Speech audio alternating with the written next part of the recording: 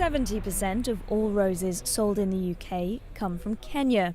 Across Europe, the biggest increase in demand for cut flowers takes place during February and March, largely due to Valentine's Day and Mother's Day. But pressures on the land where these flowers are grown is a concern for peace-building charity International Alert.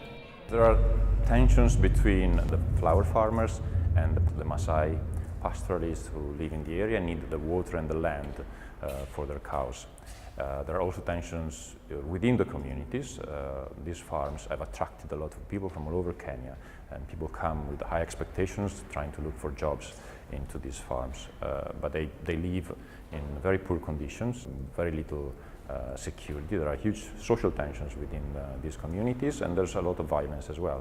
Millions of Kenyans make a living from the land and water.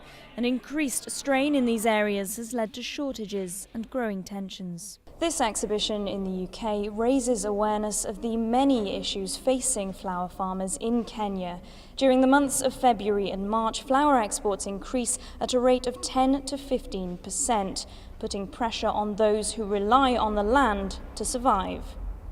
In terms of working conditions, though, to some extent gains have been made. Fair trade farmers must adhere to certain standards, especially during times of high demand. However, there's still more to be done. Over time, we would like to close the gap between actual wages paid today and what we think are living wages.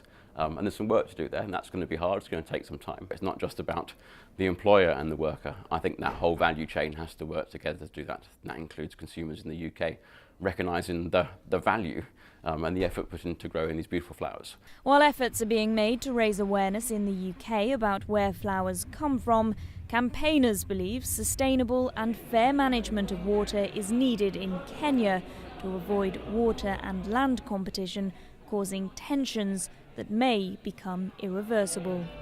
Natalie Powell, London.